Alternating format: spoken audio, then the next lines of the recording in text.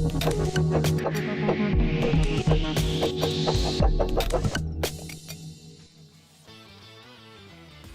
is CGCUP?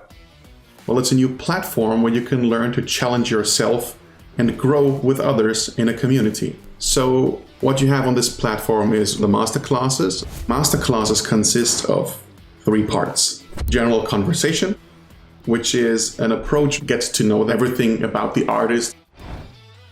Hi everybody, welcome to the CGCUP Masterclass with Evan Amundsen. Hello, Mr. Giannakis. It's good to be with you today. In this masterclass, you learn about character design. I think best would be if Evan would explain what you're going to learn.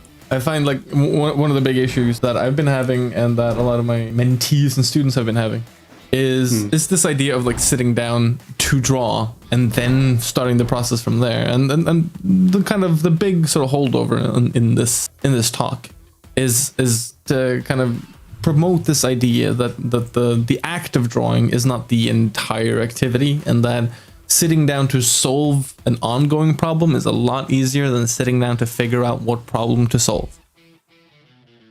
I was in a position where I wasn't really happy with where I was going and where my work was going, and so a good place to escape is to indulge in escapism.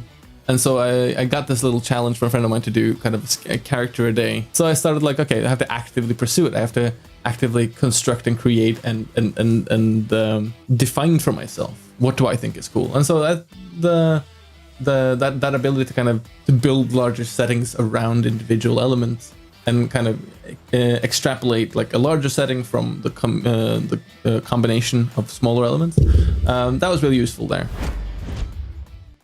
So we're gonna play a little game, you and me. Starting with, I'm assuming you know this gentleman, but we have, the bride, we have Han Solo from Star Wars, of course, my boy Aragorn. All these characters tend to start the same way, or tended to. It starts with a blank page, and the blank page can be like the goddamn worst, right? Because if we just dive in, we talked about this a little earlier, but if you just dive in, it often ends up being this. And then we have the randomizer, which is an approach by us to challenge the speaker. Turn this guy, like, make a Boris Johnson. I'll give you good money.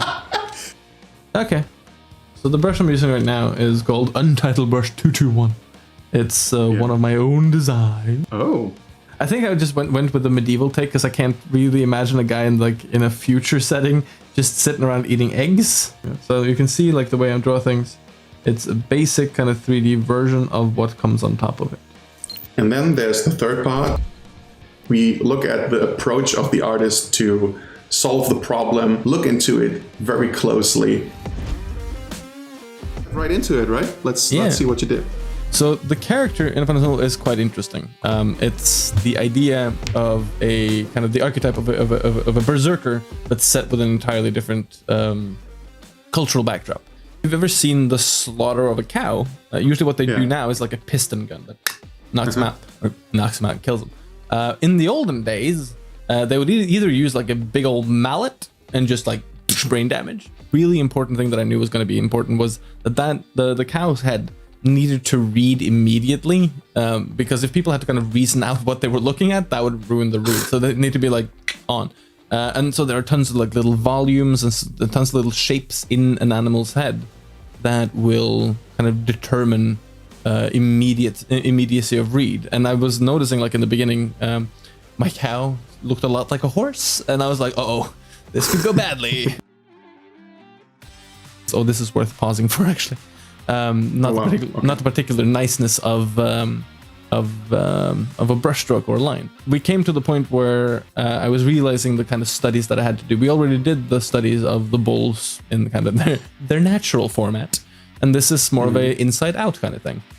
Because there was, in drawing the drawing, I realized, okay, we're gonna have to see the inside of the skin.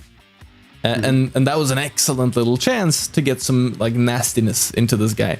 So I really wanted to try and figure out like an effective way of painting this kind of greasy, wet subdermal layer.